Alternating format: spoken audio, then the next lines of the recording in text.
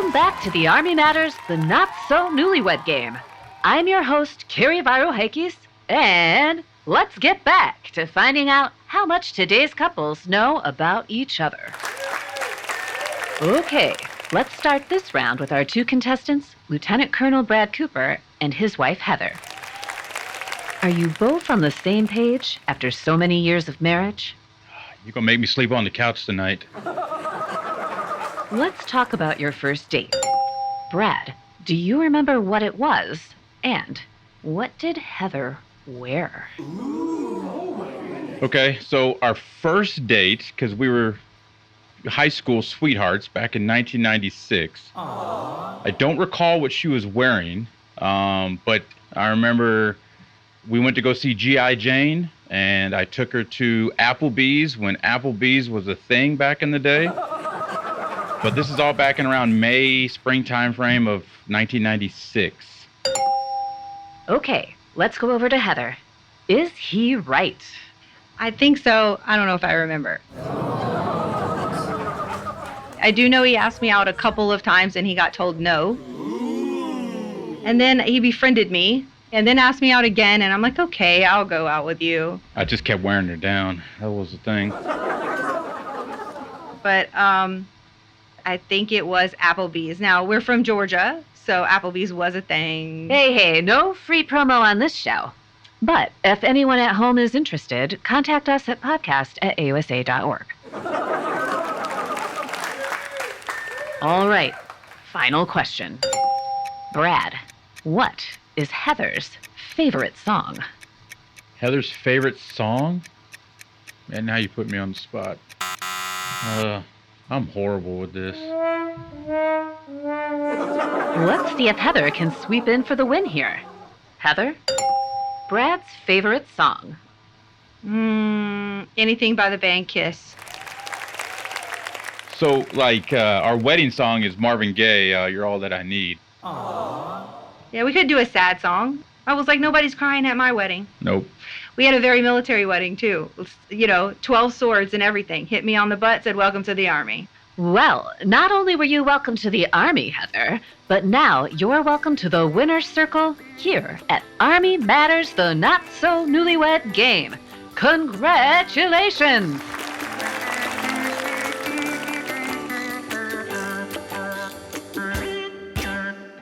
The 1970s TV game show, The Newlywed Game, quizzed couples that had recently gotten married about how well they knew their spouses. But, as many married couples know, you don't really get to know your spouse until you've been with them for a while. Lieutenant Colonel Brad Cooper and his wife Heather are a perfect example of this.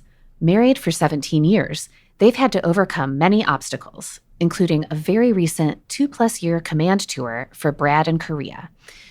To keep their marriage alive, they've had to create rules and systems that allow them to help each other out during these very difficult times. In today's episode, our hosts sit down with Brad and Heather to discuss how the Army ended their original relationship and then brought them back together, the rules they've created to bolster their marriage, and how asking for a W-2 helped show them they were exactly on the same page. I'm Carrie Varohakis, and this is Army Matters. Army Matters.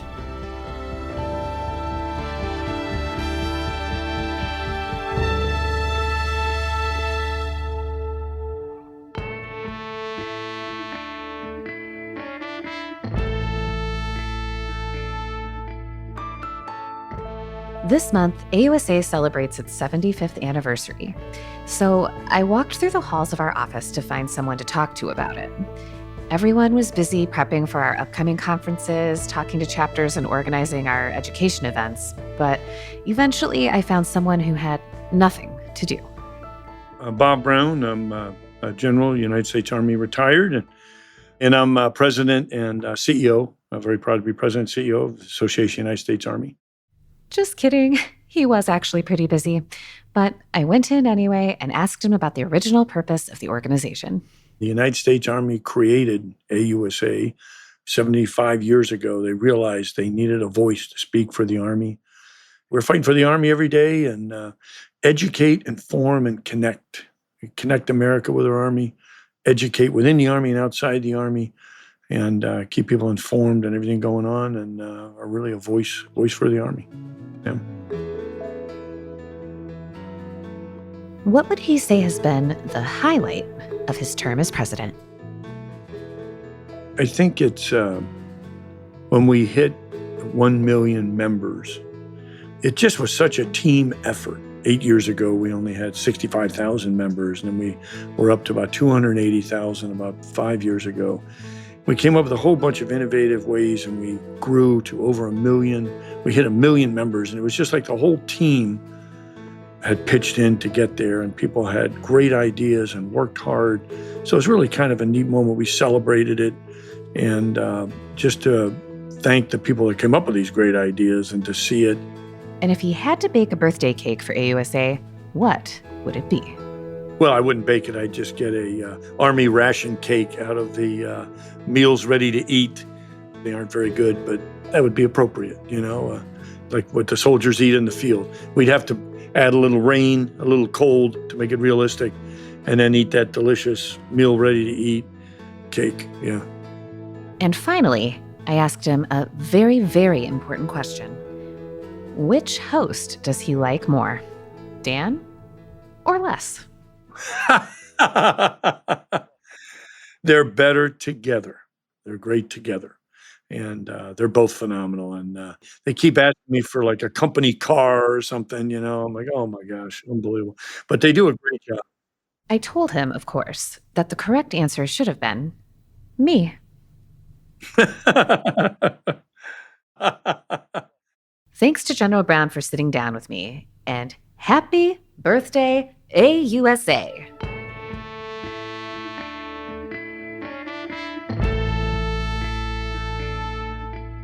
Hello, everyone. Welcome to Army Matters. I'm Lieutenant General Retired Leslie C. Smith, and today I'm here with my good buddy, my best friend, Sergeant of the Army Retired Dan Dailey. Les, how are you today? I am great. A little tired, but good. We've been doing a lot of traveling, man, you and I. We have been on the road because that's where our people are. Yeah, and the Army needs us in these places. They do. Yeah. But I'm happy anytime I get a chance to get on a podcast with you. Oh, doesn't that make you feel special? Just like yesterday when we were taking those pictures. You might get a Christmas card this year. Oh, thank you, Dan. Yeah, you're welcome. So, Dan, speaking of being on the road, of all the deployments you've had, which was the hardest on your family? My third tour to Iraq. Okay. Because we got extended twice, and I spent 18 months there. Wow. Yeah. 18 months. That's a long time. Yeah. Well, it wasn't just the absence of the father figure in the home. I mean, obviously that's hard, right? I mean, but it was what was going on in Iraq at that time. Right. The surge and the amount of casualties that were being inflicted. And every day she worried about whether or not they were going to give her a call, and it was going to be me. Yeah. Yeah. Yeah. That's a tough thing you have to deal with. Yeah. For me, it was probably, when we had OIF-1 come down the pipe, 2003, and my wife told me later that my youngest daughter says, "Oh, Dad's still alive." She said that? Yeah. And so it was really, really interesting to see how they reacted to what was going on. Because, they were youngsters. Oh, yeah. 9/11 changed everything. Yeah. And communications, so I was in Desert Storm, right? So back then, we had to write letters. I mean, it wasn't pick up the phone and call somebody. I mean, it was. And even during OIF-1, it was, you could do a VTC's video teleconferences, but that was the Zoom version. Yes. No, it wasn't Zoom. well, today. It's pre-Zoom. yeah. Today would be. Yes. Our listeners would associate with Zoom. With Zoom, or Teams. That's right. That's right. Zoom. It was very rudimentary. And you had to come into the headquarters to go look, so you had to schedule a time for each one of the families to do it. So you could VTC, video teleconference in, the family would be there and you'd be on the other side. Sometimes it would work well, sometimes it would. Yeah. So Les, why you asking me all these questions about deployment and family? Because we're talking about difficult lessons And, last week, you and Holly sat down, you kicked me to the curb, and sat down with the Army family that created some effective rules. I think stuff that we could have learned about for other families to follow. And this is a family that's still serving today, too. Yeah. So they've been through this, and they're still serving today. And they talk about their challenges over the lifetime of being a family and deploying and reuniting and what's going to be their future, too, which is amazing. Yeah, that's great. Well, let's listen to the interview you did with Brad and Heather Cooper.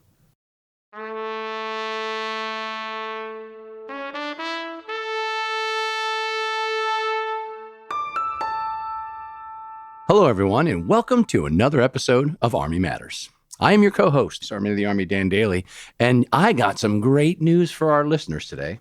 We fired Les. No, I'm just kidding. We didn't fire him. But we do have one of the old hosts of Army Matters joining me today. She's a member of the AUSA team and the Dailey family. Let's say hi to Holly Dailey. Holly, welcome back to the co-host seat for Army Matters. Well, thank you. It's great to be back. I appreciate being welcome back. And, I don't take the word old very lightly there, SMA Dailey. But I am happy to be an Army spouse for life of 32 years and also the Family Readiness Director here at AUSA. Yeah. And the reason why we brought Holly on today is because we have an amazing opportunity to talk to a wonderful Army family. Ladies and gentlemen, please welcome to the show Lieutenant Colonel Bradley Cooper and his wife, Heather Cooper. Brad and Heather, welcome to the show. Thank you, Sergeant Major. Thank you, Miss Holly. It's great to be back. Heather and I appreciate you guys inviting us on so we can, this may help other folks as they're listening. Yeah. Heather, welcome. Thank you. I'm happy to be here. I am a proud spouse of 17 years. So it's been an adventure, that's for sure. So let's go to the beginning of that adventure. So Heather, we heard in the teaser that the two of you were high school sweethearts. Can you tell us, when did you first meet? And then when did you marry into the Army family? So I told you about our first date. So that was a span of 1996 where we first met. And then we dated off and on for a little while. Brad had always known he'd want to be a soldier. So he went off to college and went the Army officer life, and we kind of split and broke up. We had a little 6-8 year span where we did our individual lives. And then one day, I don't know if y'all remember this, first social media called MySpace. MySpace, yeah. Mm-hmm. So I get this message on MySpace, and it is Brad, and he's like, hey, it's Brad Cooper. And I'm like, blast from the blast. How are you? And leave a lasting impression. We started dating, and then that was it. The next thing I know, that was 2007. Next thing I know, he's asking me to marry him and saying that he's deploying, all in the same sentence. Oh, wow. And so, that was our first deployment, his second deployment. So that's what started our very long relationship. So do you mind if I ask, what was going through your head at that time? You're excited about being asked to be with this man, this soldier for life, and then you're thinking, oh my goodness, he's going to leave me right away and go deploy. It was scary because of the year and the time and what he was doing. But I had my family. I hadn't moved yet. So that helped me get through as I learned through the transition and learn what this lifestyle was actually going to require.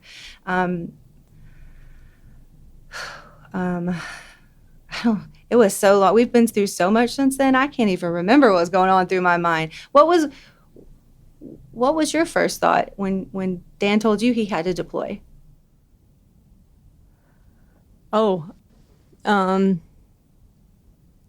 You're right. I think it was more of a dazed kind of like, okay, we'll get through this. I have my Army family. We'll make it work, and we'll be waiting for you when you come home, because that's what we signed up to do, right? When we marry our soldiers, our loved ones, is to take care of them and be waiting for them when we get back. Yeah, definitely. I think I took all the classes you could take, right? All the beginners, the new, go on to the education centers. And that really changed it for me. It allowed me to understand a little more. And then communication. Brad communicated with me often and a lot. We had rules of engagement that we established, just things that allowed us to be able to do our parts when we needed to do them, and help us reintegrate when he came back. Now, Heather, you mentioned your family. Did you ever have family that served previously? And before you answer that one, what were your thoughts about the Army when you married Brad? I did not have any family that was military. Actually, all of my family's from the same little town in Georgia. My dad was not old enough for the draft, so it was a new concept. I was previously married, and to a soldier, an enlisted soldier. Our marriage did not last very long, so I did have a kind of a taste of what that life looked like. So I had a lot of requirements when I met Brad, and we were courting. Let me tell you so we get back together in 2007. So we go out to dinner, and, we're comfortable with each other because all that stuff was established back in like 96. So now we're just trying to learn, she's got a son, my stepson, from previous relationship, and, our daughter from my previous relationship. And one of the questions that she asked me, she goes, and I kid you not, she goes, I need to see a copy of your W-2 form.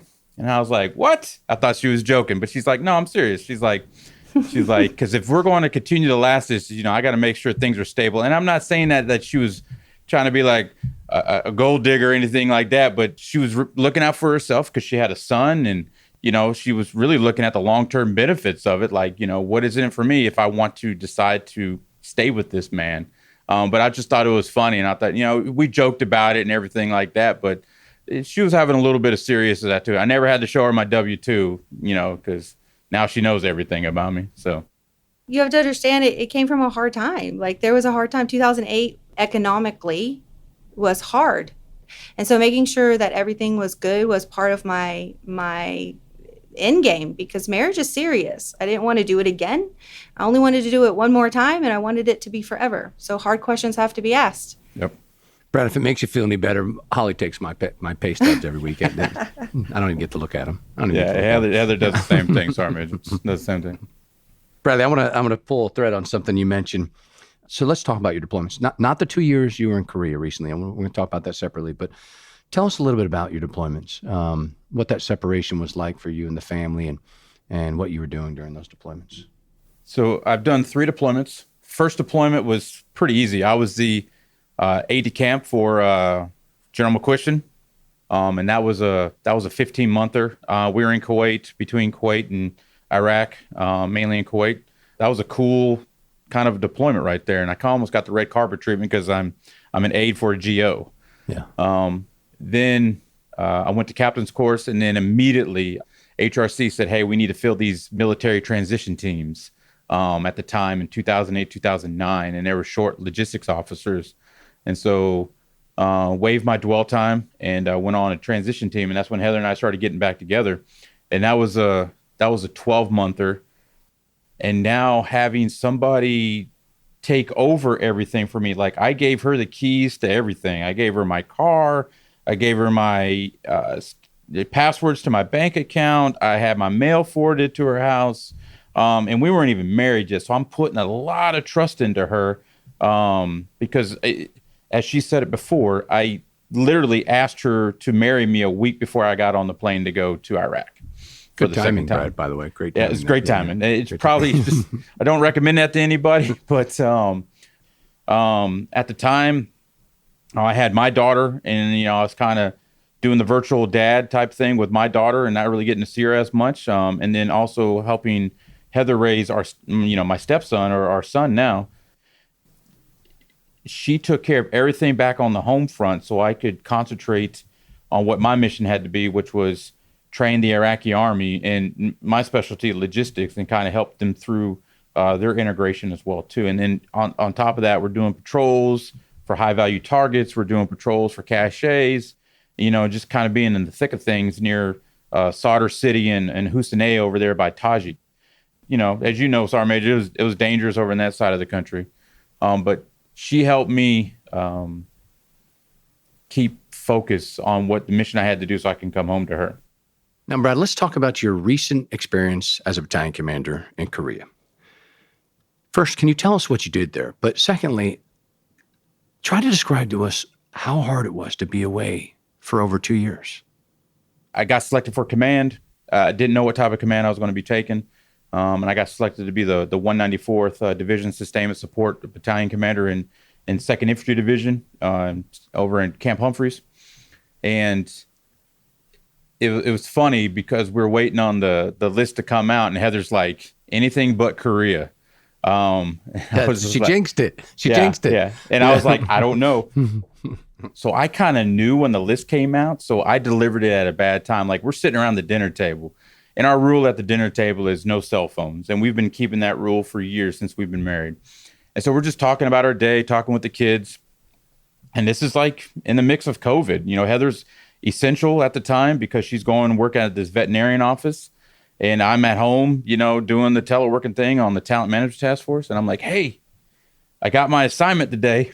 And Heather kind of looks up, and, our two boys are like, oh, where are you going? I was like, Korea. And Heather just kind of slams her hand on the table, and she says a 4-letter word. And then she gets up and just walks away. And I was like, and, you know, it's just, she's like, you could have told me that, not in front of the kids. You know, like I say, I always have bad delivery time. But we decided that to go ahead and go forth because she knew my goal was to be a battalion commander. That's all I ever wanted to do once I got the company command bug, 10 years before that.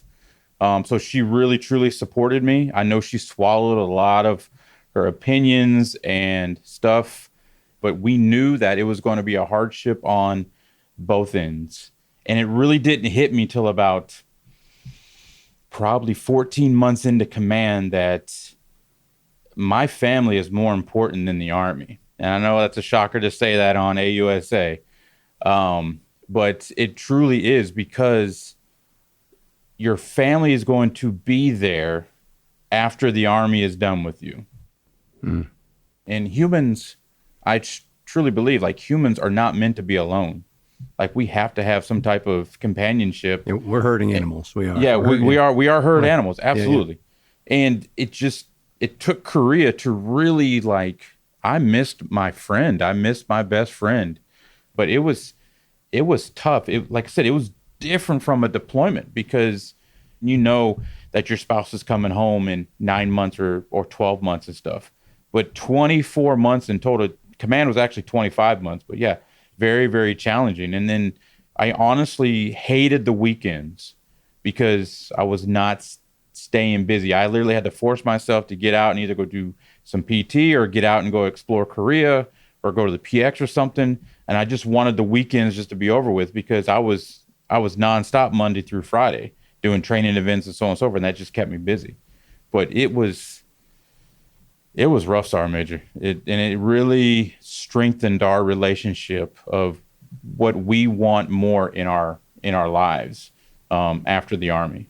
Heather, how did that differ from deployments, like the very first deployment that you mentioned that you went through right after you got married? Age. What I was worried about on first deployment, when my kids were little, now they're extremely self-sufficient. I only have one that's actually not an adult, and he's almost an adult. And so what do you do with your time when you don't have to worry about your kids so much? They're worrying about you more. You still have to be the strong one, and you can't really, you can show emotion a little, but not, a little more than when they were little, but not still entirely.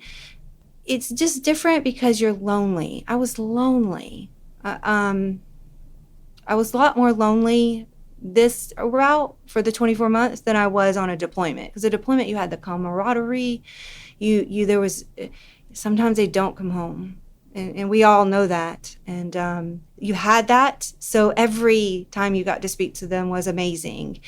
But when you're in life, like you're just going about your daily life in Korea, and I'm going about my daily life here in DC, it's you're not so much worried about they're not coming home. Now you're worried about if they're getting bored and not doing right things, and just ugly things. How did you and Brad stay connected regularly? Did you have a tradition of getting on a virtual or a call or something that you did to keep that communication alive and that spark going? Yes, ma'am. We did a lot of things. The video world now is amazing what you can do.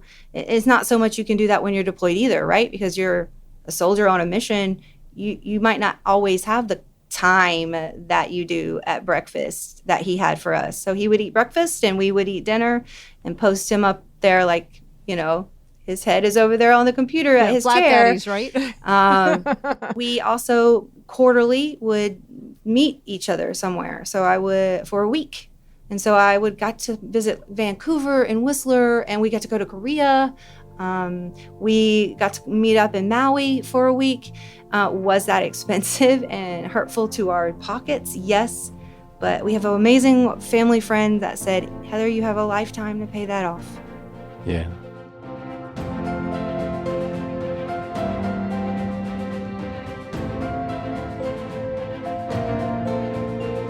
Hey, did you get your AUSA merch yet? Check out our online selection at shop.ausa.org.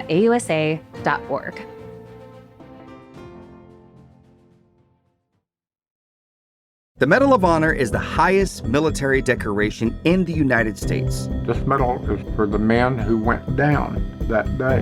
It's for the families of those who didn't make it. Recipients have done the improbable, showing immense bravery and sacrifice in the name of something much bigger than themselves. On Medal of Honor, Stories of Courage, you'll hear about these heroes and what their stories tell us about the nature of bravery. Listen to Medal of Honor wherever you get your podcast.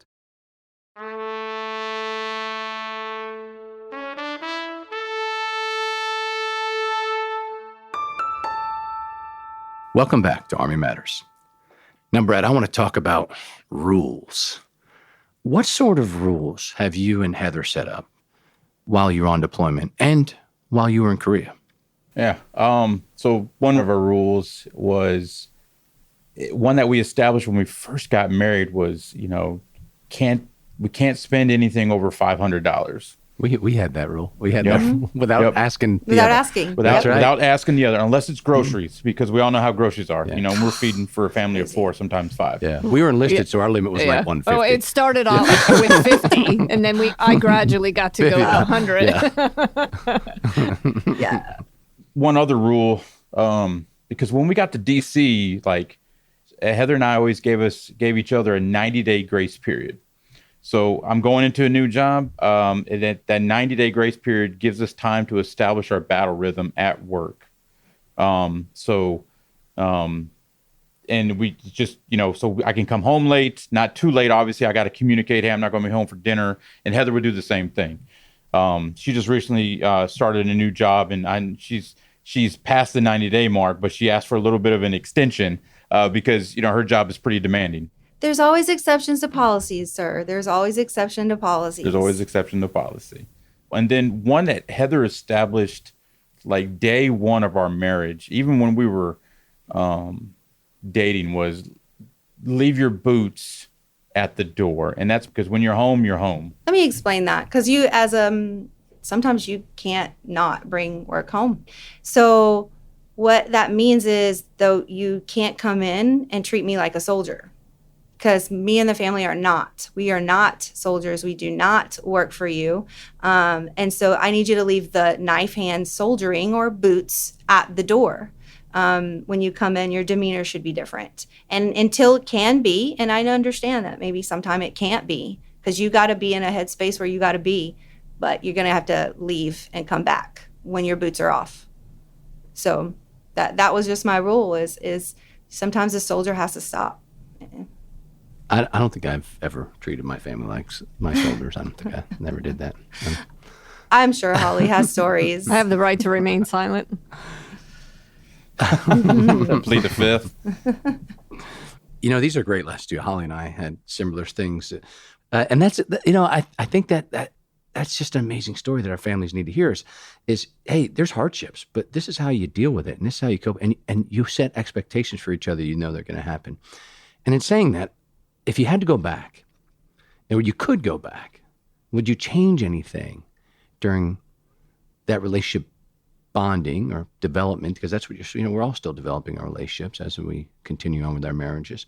And the rules that you set, was there anything you wish you can go back and say, man, I what if we could have done this to better that relationship? Brad, Heather? I'll let you take that question first, sir. Oh, man. All right, Sergeant Major. Okay. Let me dig deep on this one. If I could go back, I would learn to express my feelings a little bit better with my spouse. Because the Army has taught me to maintain a certain type of composure, because we've always been taught that emotions get soldiers killed. So I didn't really start bringing my feelings out of how I feel and, what's best for my emotional intelligence and so on and so forth, till I really took battalion command, to be honest with you, and I was away from my spouse. There were some times that Heather would really struggle to get my feelings out, because she really, truly wanted to know how I was feeling about a certain situation or that we were discussing and so forth. And sometimes I'd give her the one sentence, like, yep, okay, sure, yeah, I like that. So I say to everyone is, it's okay to, one, trust your spouse. You should be trusting your spouse, especially if you're going to marry them, and to open up more. And it's okay. And I mean, I'm a 25-year lieutenant colonel. It's okay to share your feelings. I get it. But you got to know when to turn on and turn off, but you can't have it turned off all the time, because then it starts affecting your spouse. Well, first comment is, I don't think we understood our feelings enough back then to be able to express them appropriately. That takes some time and trust building exercises and a whole plan. We forgot to say at the beginning of this podcast, she is way smarter than me. This is why I married her. I know. Okay? She just tore your answer up with one line there. That was really good. Yeah. But I am glad that he's thinking that way now. Yeah. Okay, let's end with something fun. Heather, you mentioned that when you guys were stationed in Hawaii, you lived the life of a Nicholas Sparks character. What did you mean by that? I loved horseback riding. And so Brad, for my birthday that year, we had moved out there. He knew I was longing to put my butt on a horse. So he finds this horse ranch and we go for a horse ride. And then one of the owners there was on our tour and said, hey, if you want a job, you let me know. So I did. And she called me and interviewed me. And the next thing I know, I am an assistant ranch manager running a horse ranch that did Japanese tours in the northern mountains of Hawaii. It's not everyone wants to go to the beach all the time. And so we did horseback tours. I saddled and cleaned and unsaddled approximately 14 horses a day.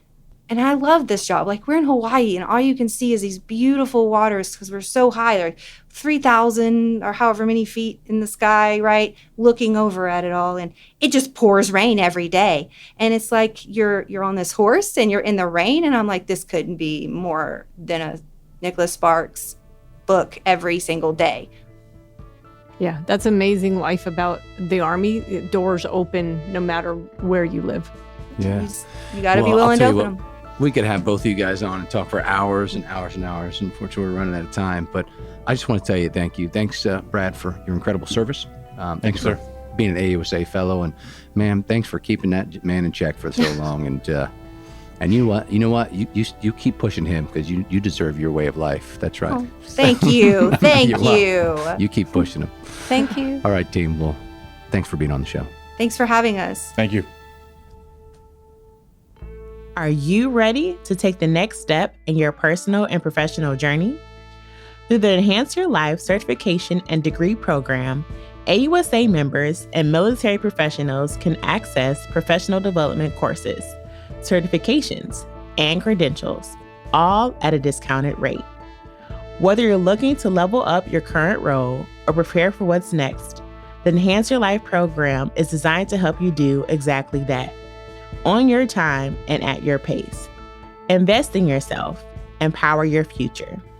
Learn more at www.ausa.org/Enhance Your Life certification program. To all our listeners, thanks for joining us. Army Matters is brought to you by the Association of the United States Army, the U.S. Army's professional association, member-supported, Army-connected. Visit us at AUSA.org for more information or to become a member. Your membership helps AUSA continue to carry out its mission, educate, inform, and connect with the total Army, our industry partners, and supporters of a strong national defense. Today's episode was hosted by Lieutenant General Retired Les Smith and SMA Retired Dan Dailey, and anchor hosted by Carrie Barrow-Heckes. Anthony Del Call is the producer and writer, and Andy Bosnack is the supervising sound editor. Ellen Toner is the content editor. Unzinga Curry is the executive producer, and the senior producers are Carrie Barrow-Heckes and LaSharon Duncan. Be sure to subscribe to Army Matters wherever you get your podcasts, and please leave a review. As you know, we love seeing stars in the Army, especially if it comes in the form of a 5-star review. AUSA's Army Matters podcast can also be heard on Wreaths Across America Radio on Monday at 8 p.m. Eastern, on the iHeart Radio app, the Audacy app, and the TuneIn app with the search of the word Wreath. AUSA's Army Matters podcast primary purpose is to entertain. The podcast does not constitute advice or services. While guests are invited to listen, listeners, please note that you're not being provided professional advice from the podcast or the guest. The views and opinions of our guests do not necessarily reflect the views of AUSA. For questions or to provide topic recommendations, email us at podcast@ausa.org. I'm LaSharon Duncan. Hope you have a great Army Day. Hooah!